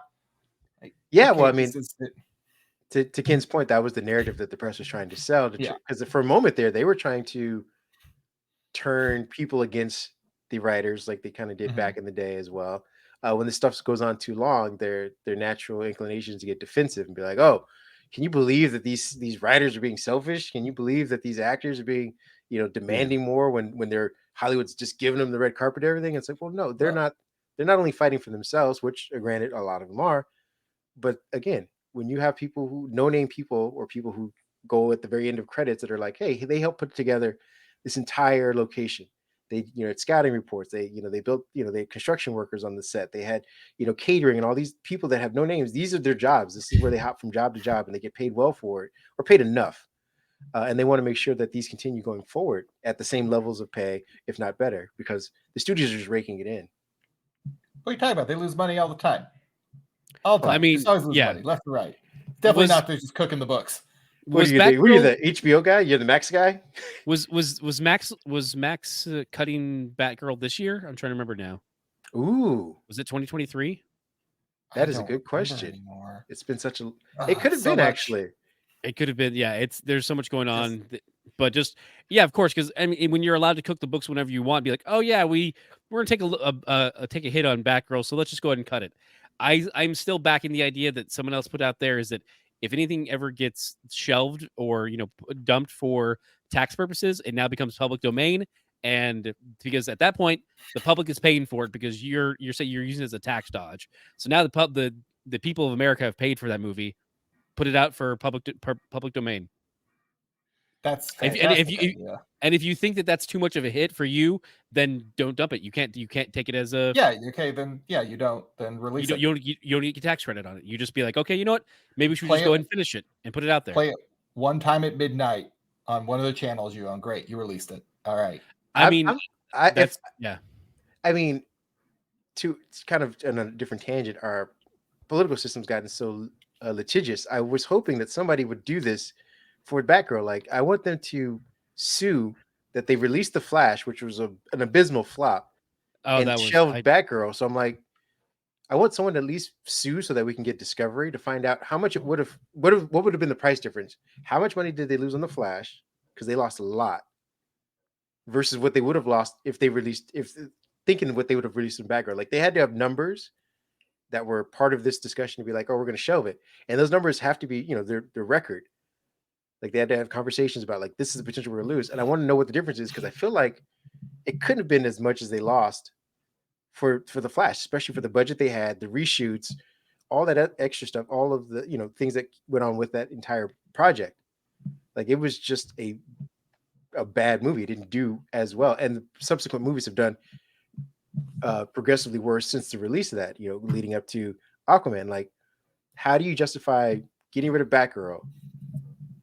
And what would have, what literally would it have made would it have made negative money? Would it somehow made negative money? And I doubt that. Yeah, I mean, it's all bullshit corporate math. That's what it comes down to. I agree. I just because they were so gung ho about The Flash and like, oh, we had to shove Batgirl because it was going to lose us a ton of money. We would have been better off with the write off. But I'm like, The Flash had to have lost you more than the budget for Batgirl alone. I really do want to know how much good money. You're right. How much good money was thrown after bad on The Flash, where it just became all of it. No, we're going to release it. All of the money. And this every is dollar. why none of these DC movies that have been announced are going to happen. I don't know, man. Superman's getting a lot of press these days. Yeah, 100%. Definitely going to show up. Going to be in theaters and everything. They filming yet? Filming? No, not yet. Oh, we cast some. Oh, you cast some. Well then. Yeah, definitely happening. Fair enough. We're going to be talking about. Speaking of DC, we can get into the wide world of comics with everybody. There were a lot of comics. That's kind of our sort of bread and butter in this is top situation, this podcast. Were there any that stood out to you guys? Because I'm showing Superman on the screen right now because that's one of the more recent ones I've been reading. Was there any comic series or comic characters or comic moments that stood out to you in 2023? I mean, we talked about this a little bit earlier since you brought up Superman. I threw a bunch of images in the chat for you for the Adventures of Superman and John Kent. Yes. They had Superman's son essentially go on a little bit of a multiverse kind of jump around. It's definitely fun. I'm definitely one of the biggest guys who always pushes the Exiles and What If. So I always enjoy like, oh, hey, he's gonna go to this universe and see what happens there. It was a good read. It was a very good read, and I recommend it. It's also only 6 issues, so it's a quick read if that's your jam. And let me think. That's just on the Superman tangent. The Superboy comic was good-ish. I felt like I didn't get enough Connor Kent in it, but we didn't get there's that book. Nightwing has been great for like the last 20 issues or so. Like it's ever since Tom Taylor jumped on, the Nightwing book has been phenomenal, and I just realized I'm repping it with both the hat and the shirt. So here we are. Bit of a fan. Yeah, I mean this is what I'm going on the DC side of things. I'm sure there's more. The new, which I guess we haven't had we've had some, but just we finally got a little bit of the Energon universe with Void Rivals, Transformers, and then just this last month in 2023 we got Duke, which is the G.I. Joe piece, which has been good. It's another title that I've enjoyed. I'm trying to go through my head. Oh, She-Hulk. Both the start of the Rainbow Run on into the new Sensational She-Hulk, still by the same writer. But now I'm jumping over to Marvel, which I know we have some thoughts on Marvel. Spider-Man has been through some stuff. There's interesting points I like, and then other ones where I'm like, okay, like this is just editorial doing their thing. I like certain points of it all. Yeah. Okay. I've been pretty eccentric this year, mostly because just the sheer volume of X-Men books. It's almost impossible to read anything else if you have limited time.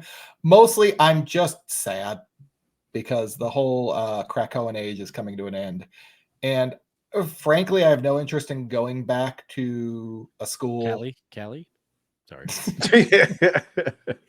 No interest in going back to the status quo before, and this will probably be every couple of years. I'll write a story to the end, like a big one like this. I think the last time I did it was with the Secret Wars in 2015, and then I'll step away and take a break until something catches my eyes. This is probably going to be a step away moment. I'll catch up on older stuff I was previously interested in, but kind of the week to week grind. Something's going to have to catch my eye again because this is like, yeah, this was a good run, but I'm not going to follow down the back to the 90s X-Men status quo. I'm good.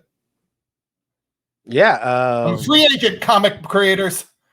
I'm going to start with the X-Men stuff and come back to Superman because you drew me into X-Men stuff year before last, I think it was. And the Krakoa era stuff is really good. It's just there's a lot. There's so many books. And I'm impressed by the way that Hickman and Co. kind of managed all these separate books, tying in a lot of the story stuff. Because usually you get like X-Men doing something, and then you get like a Wolverine solo that has nothing to do with anything. You're like, where is he doing all of this stuff when he's part of the X-Men? Like, it makes no sense. But they've tied a lot of into it very well because I think most of his run is just him dealing with Beast and the X-Force stuff. Yes, a lot of that is Beast. They had the X Office that kind of established that, and I think it really helped them. And after Hickman left, it still allowed all of the writers to coordinate and build off each other, as opposed to like just kind of screwing around in their own playpens, as it were. Yeah. So I've been keeping up with it, trying to. It's been expensive. It's been a drudge. But I've enjoyed the story. It's like to your point, it's been at at a kind of a fever pitch, and there will be a valley to follow, I assume. But I've actually started, because of the way that they wrote this and because it's so expensive, I've started following other X-Men characters I normally wouldn't have bothered with or given any time to. So I'm looking forward to how they wrap this up. They did it. Let's put it this way: they involved Mr. Sinister in when I'm mostly annoyed with him, and I've been both a fan and hated him in this series probably equally. But they've at least made him interesting to me. To beyond this comic, I've always known him as the guy who messed with Gambit, and that's my only reference to him. Oh, and he messes with the Summers. That's basically the only thing I knew about him. Oh, Didn't really but care. isn't that the same thing? Oh, Yeah, if you were to follow some threads on Reddit, I suppose. Fifth But Summer's brother. exactly. But I really got into this Dawn of, I think it's Dawn of DC, right? Line of action. Dawn of DC is the new one of their current brand. Yeah, I guess more of a brand because they've rebirth, and yeah, I guess the best way to put it. But I mean, I say it only to have it as the kind of subhead for this version of Superman in the Action Comics. Because when people go to look for Action Comics Superman, if you're listening to us and want to reference, they get a whole bunch of older Superman. But if you had that Dawn of DC, it's that brand of the newish version. And beyond the artwork, which I think is amazing, the story has been very interesting. Without any, I don't want to spoil it for anybody, but to some arguments Ken and I have had in the past about the versions of Superman, this is a very old school, fun Superman, and it's a very traditional Lex. The things that they do kind of change are the positions for Lois and his Rogues Gallery. I think is probably one of the things I thought needed an update and gets a very good one in this version. Like his version of Parasite and kind of what happens is very good. Live Wires, she's very funny and wittier than she's been before. The relationship that Olsen has with some other various characters, the Superman core in general, and to give him this family, this extended family that he can call upon when situations need to be escalated. Because usually, I always find myself when I read Superman comics, when things need to get escalated, they were just like, "Oh, we'll just give him another power, or we'll kill somebody else." And that's that's how you escalate a Superman story, because he was the lone hero in that story.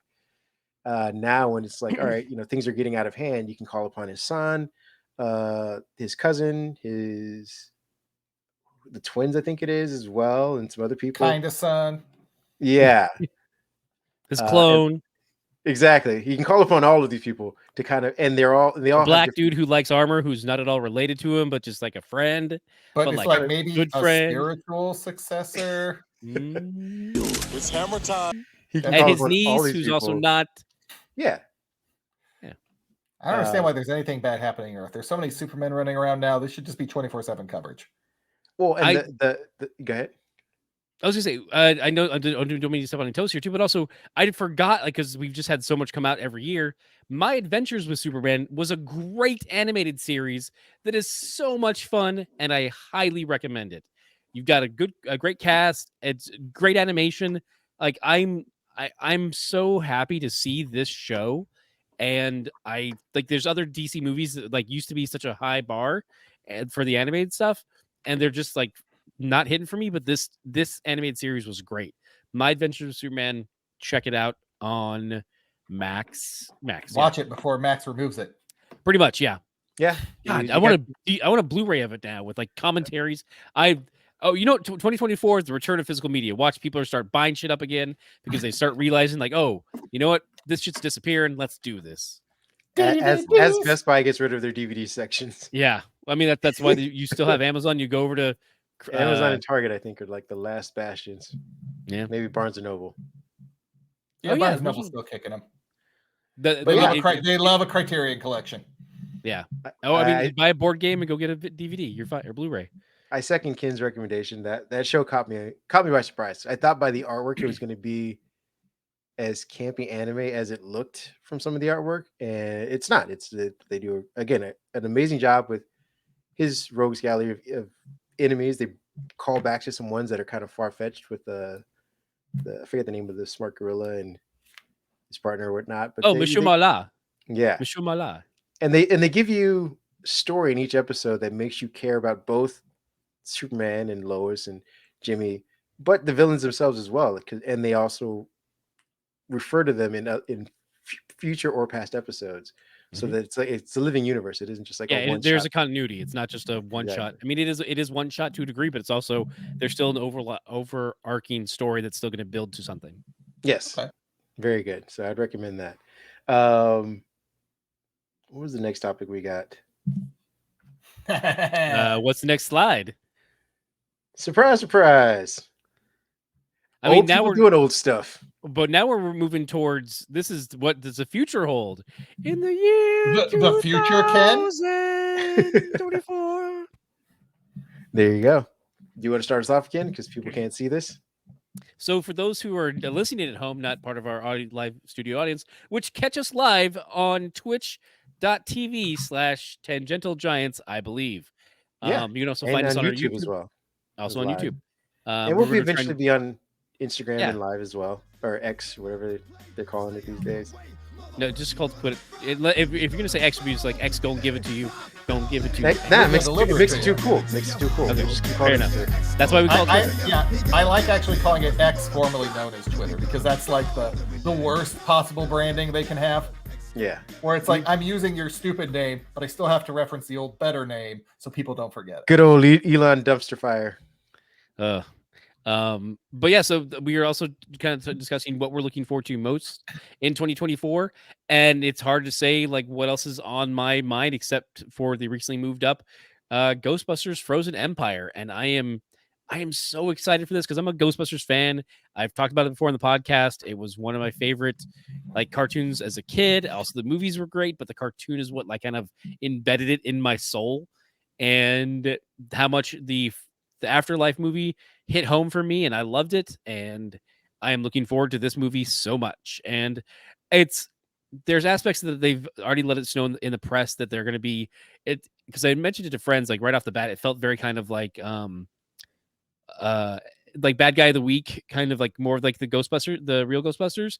And then they mentioned like that's some of their inspiration. I'm like, well, yeah, it's right there on the page, like you can see it, like it's gonna be that. And so I'm looking forward to it, and I know that they've bringing back the majority of the actors from the last movie, so that's good. I'm also on board for the toys and for proton packs and just all kinds of stuff like that. For those watching, you've got podcasts there next to his mentor Ray Stantz. We have the new character Landfield. I'm messing up his name, I think, but I can't remember what his name is. But you also have Lucky as well as the older brother.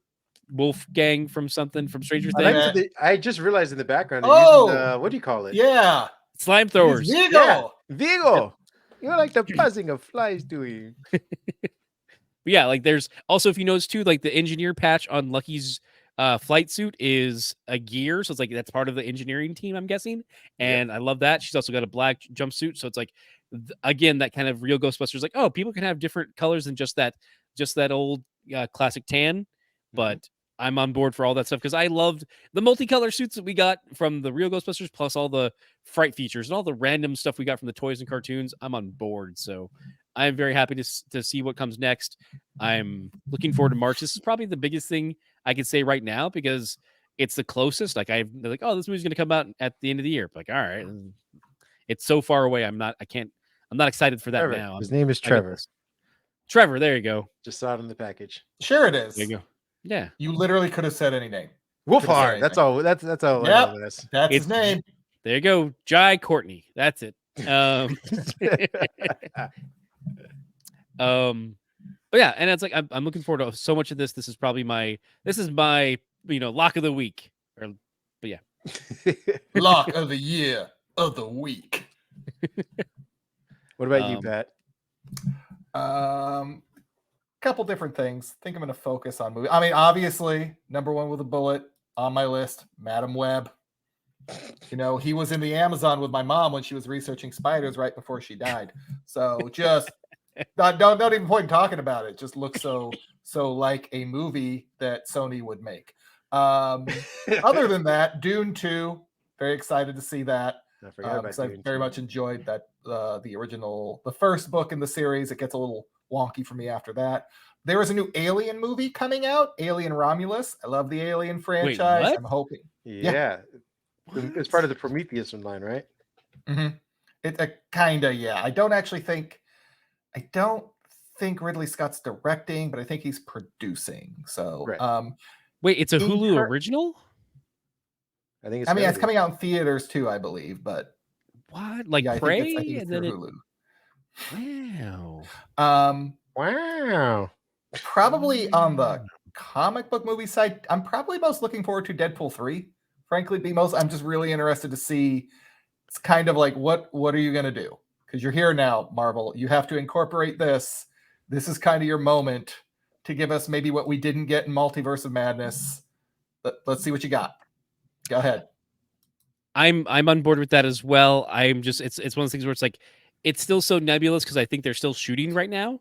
So it's kind of like I'll get excited when we get closer, but I'm with you on that. Like that's definitely one where it's like it's like Ryan Reynolds saying like, please don't share spoilers because he wants people to enjoy it in the theater. It's like that's fine, but also like I'm less engaged then, which is fine too because I don't need to buy a ticket yet, so you don't need to sell me on it. I'm already going to be buying a ticket and going and watching it, so that's fine. Like, just I'll be happy when I get to see it in theaters.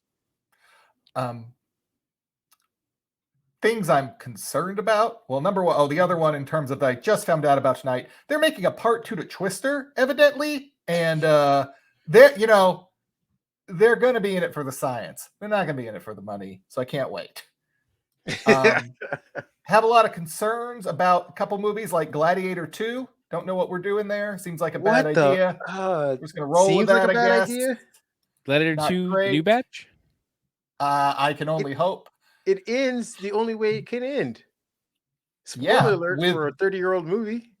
With a hook for a sequel. Stupid. Duh. It didn't. It really didn't. It did, though. Don't you remember when, like, at the end, it's like his eyes opened on that new added scene they added after the fact? Did they just splice in the scenes from Noah? Shut up. All right, that's what I got. Kareem, what about you? As far as movies are concerned, I'm looking forward to the next Planet of the Apes installment. I've liked the more recent versions, not the Mark Wahlberg ones, but I guess Franco ones, but he's kind of gone away in those. So anyway, they got a new one. Furiosa, the trailer really got to me. I mean, I liked the character from the previous Mad Max movie. I'm interested. But the question is, will you not be entertained? As Fernando in chat says, that's a takeaway. Thank you, Fernando. Can we get a highlight on that, please? I think I will be entertained by this whatever version of Gladiator, because it isn't even like he slept with somebody and now there's this kid, right? Like he didn't sleep with anybody. No, I think they're following what the Commodus's sister's kid, who is actually Maximus's kid, but we just don't talk about it. Oh, is that? Oh, that dumbass kid. Oh no. Because there was. I think so. It was so unclear. Like I thought it was an incestuous kid, but it wasn't clear. Look, what does the story need it to be? It's fine. Yeah, that's very fair too. Like, what are they? What's like? It's apparently. But I feel like he would have maybe gotten killed once like the government was overthrown. Now, they wouldn't have known. They thought it was Bill Paxton's kid, and so they made Twisters too. The Electric Boogaloo. Jeez. And it's a crossover. That's called synergy. They are making a Venom 3 movie. I think it's supposed to be released this year. Fucking course. Oh, so the Sony universe is going to expand. We got Kraven the Hunter as well, which I think already has a trailer. Oh boy! On a side note, like this is maybe something I should have talked back about what happened in the past. In 2023, we got the release of Spider-Man 2, the game on PlayStation 5. That thing's great. It's another great game, and blueprints for their slate of movies that they want to make, but not as good. Like their movies will be crap. That game was good, and they can't make it work out. It's sad. We did biff it on the video game end of this with Baldur's Gate and Tears of the Kingdom, and we just we didn't do a great job there. So we're just gonna there's just gloss over, keep it moving. Got to wrap this up, guys. That's available on our Patreon. That's because Sony had no part in that. They just kind of gave Insomnia, or what do you call it, some money and said, "Hey, you do what you do." And they're like, "You know what? We're going to make a great game." And they're like, "All right, fine. We're going to push it once it's made." That's cool. Could you put Jared Leto in the game somewhere? Just they're like, Morb it up. No, we need a Morbius mission.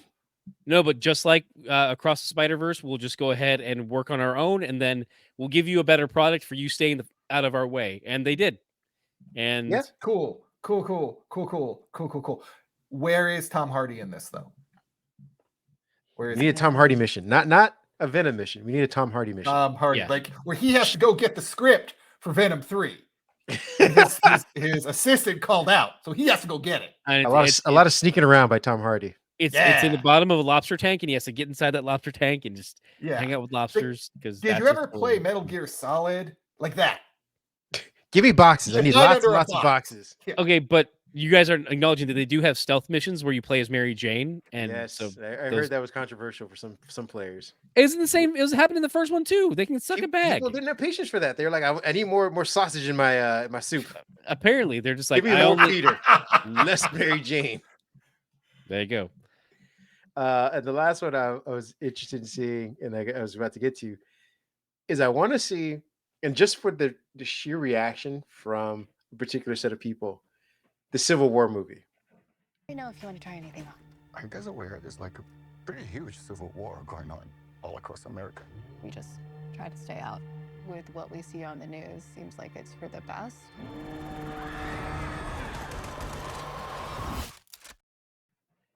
Because I feel like a lot of people are going to go see it and not expect it to end the way that it does. Oh yeah, I mean the people. It'll be very much similar to the Barbie kind of thing, where it's like some of them they're just expecting one movie, and they're like, "Oh, we have to reevaluate ourselves. Go fuck yourself. How dare you, Barbie?" This is a good. I like what we're doing here. What can Civil War come out with at the same time? Despicable Me 4. Done. Put them, wrap them up. Perfect. Because you can actually have the little minions running around helping with the Civil War, because that's what they do. The Despicable War, is that what we're going to call it? Oh, he got taken out. It happened. Oh, the Despicable Me crowd came for him. They always do. The Grooves. Minions running around. Poking me, staring at me with their weird eyes. But yeah, I was interested in seeing that. I think Jessica. I'm going to go ahead and share that. Fernando in the chat, Despicable Me, the rise of fascism. We're not talking about the 2024 election. I mean, we kind but the movie's coming out. That's the point of the movie. That's the thing. We are so fucked. It is very interesting because, like I said, there's a certain faction of people in the U.S. that want this, and they're going to go and be like, "This is not how I dreamt it was going to be." Well, they're already off on the wrong foot, since Texas and California are two of the states that left. Texas and Florida, wasn't it? They're the only two. But California left too. California. Texas and California are the two. No, in the movie that we're discussing, it's Texas and California that secede. It's different. No, they didn't get rid of.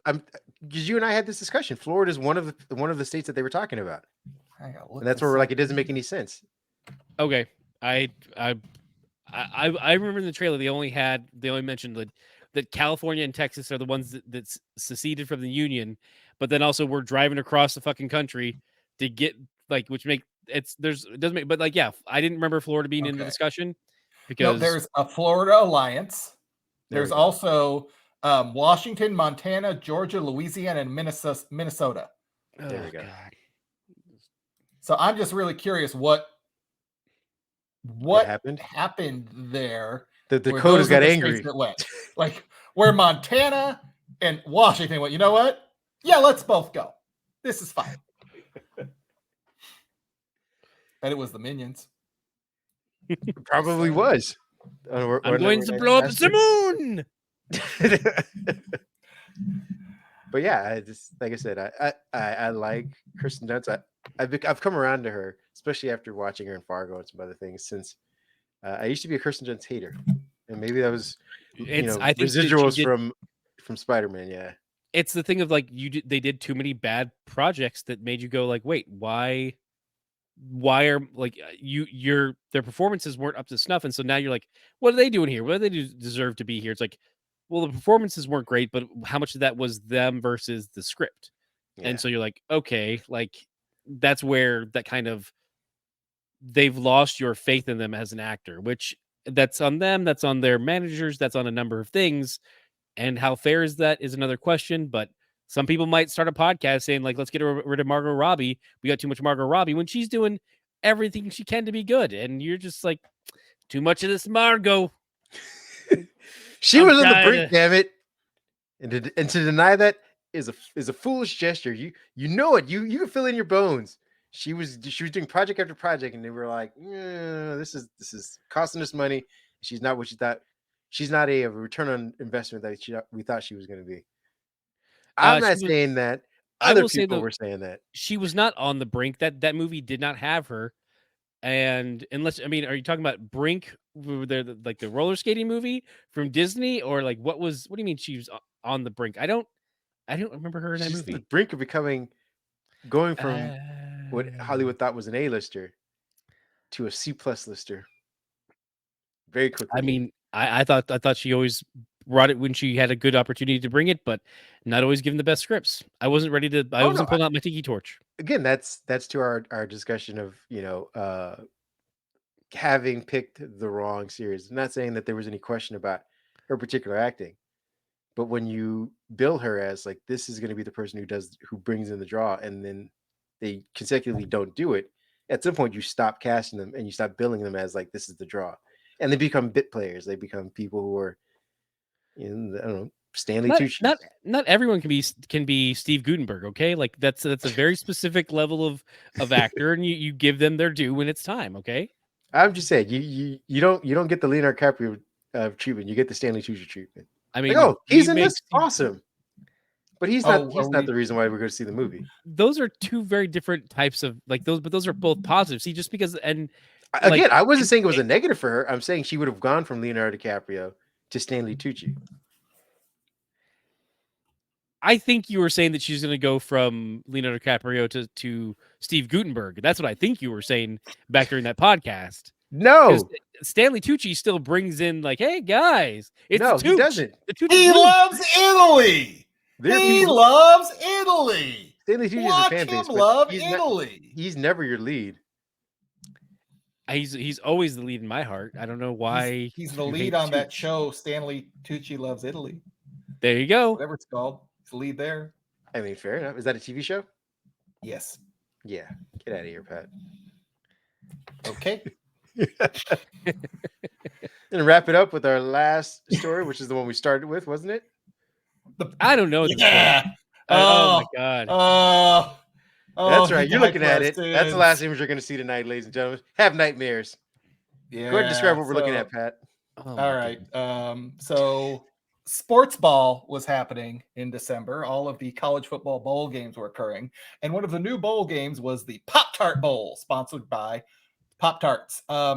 They created a giant Pop Tart mascot that ran around the field, was having fun, living life and loving everything. And at the end of the game, they had a giant toaster that they put the giant Pop Tart mascot in and shot out a cooked Pop Tart that all of the players ate. This was a 10-minute affair between him going to the top of the toaster to every player on the field having a piece of him. There are like 100 players on a college football team. It was a ritual sacrifice. It's like we were watching The Wicker Man. Yeah, and the image we're looking at right now is a skinned Pop-Tart, ladies and gentlemen. Kareem, can you show us the end image, like after the damage is done? You mean after the food is? I can see if I can grab it for a second. Yeah. It's in our chat. It is there. Oh, it's in the chat. Okay, give me. Yeah. You'll see it. You can't miss it because it's as Ken had said previously. It's very Hellraiser, Game of Thrones Bolton vibe to it. Yeah, they skinned him alive. I'm so puzzled by the idea of Like, this is what the marketing team said. We are going to pay them to. They got more free publicity. It's not free though. 2 hours. It's not free. They paid for it. It's paid. Okay, they did. It did not cost nearly as much as any sort of like commercial campaign or anything else would have cost. It's a one-time cost to sponsor a bowl game. I mean, that's fair. I mean, did Orville Redenbacher ever do a similar thing where they serve popcorn to everyone at the popcorn bowl? Like, that seems like a better Idaho potatoes bowl. So we're back to mashed potatoes. Is that what you're telling me? Is we're back to mashed potatoes? Do we ever leave? All right. I want to get a chili baked potato with cheddar cheese. We're about to. You don't get any of that shit. You get a dead Pop Tart, buddy. Oh God. You get the corpse of a dead Pop Tart. Look at him. Look at it's him. Like strawberry death. They left one eye just to keep that image in your head. Sleep with one eye open. Hugging your pillow tight. I'm going to give you the names of some of these bowls, okay? The Bahamas Bowl, which was temporarily this year renamed the famous Toastery Bowl. The Frisco Bowl, the Boca Raton Bowl, the Armed Forces Bowl, the famous Idaho Potato Bowl. I'm on board with the potato bowl. Like we've already clarified that. Like why Duke's Mayo Bowl. The Pinstripe Bowl. Our favorite, the Pop Tarts Bowl. The Tony the Tiger Sun Bowl. Yeah, I mean, the question is, why it's not the cereal bowl? Why is that not the cereal bowl? Why haven't we Tony the Tiger cereal bowl? All of these and then kill them at the end of each game? That's what we will do next year. You understand what it's like? I want to see surviving the game, but with Tony the Tiger at the end of this bowl game, where they hunt him down. You don't eat the tiger. You eat the delicious cereal, and that's why it should be called the Tony the Tiger cereal. Going to be eating the tiger. Is it called the Frosted Flakes Bowl or the Tony the Tiger Bowl? He's hosting it. Okay, what is it called? If he's a mascot, he's getting eaten. There is a decent chance we are going to have a toaster strudel bowl because of this next year. Oh yeah, definitely. What was the other bowl game that tried this? Toaster pastry. But they didn't have the balls to kill their mascot. There's something that came out like 5 days later, or something like that. They had a very similar mascot that was like an edible. I'm looking. But they didn't have the balls to kill theirs. The CBD gummy bowl? Like what are we talking about here? It was something of a Pop Tart type of nature. It was something food related. Cheez-It? Was Cheez-It one of them? Yeah, it could have been the Cheez-It Bowl. You're right. It was the Cheez-It Bowl. He is correct. Here's the thing. I actually heard about the Cheez-It one. I saw images from you didn't hear about the Pop Tart one. I didn't hear about the Pop Tart at all. I am so far out of sports. I missed this completely until you two thrust it upon me. But it wasn't called. It preceded the Cheez-It one. Exactly, and that's why the Cheez-It one got penetration into the nerd. But the Cheez-It one wasn't sacrificed. It was a chicken. It was a coward. It's a chicken. I don't know what to tell you. Cheez-It Citrus Bowl. That's why. Because when I think Cheez-Its, I think citrus. Don't you squirt orange juice all over your Cheez-Its? So Ken, not even. There are some bowls that have a long-standing tradition, like the Citrus Bowl has existed a long time, and new sponsors come in. This is why what was originally the Tostitos Fiesta Bowl, which makes a lot of sense, is now. I have to look this up. I can't remember. I'm sorry, I don't know off top. It is now the VRBO Fiesta Bowl, which does not work. Oh God! I would have rather it be called the Slim Jim Bowl. Like at what point is what's his name? Damn it, Lamar Williams going to come out and be like, it's the BMO Bowl. Is it Lamar? It is Lamar, right? The BMO Bowl. You see, BMO that new from it's a thing. I can't even. It's a thing. If you would like to see what end stage capitalism looks like, watch college football bowl games. You're watching. Look at the picture we have on screen. That is literally what right now.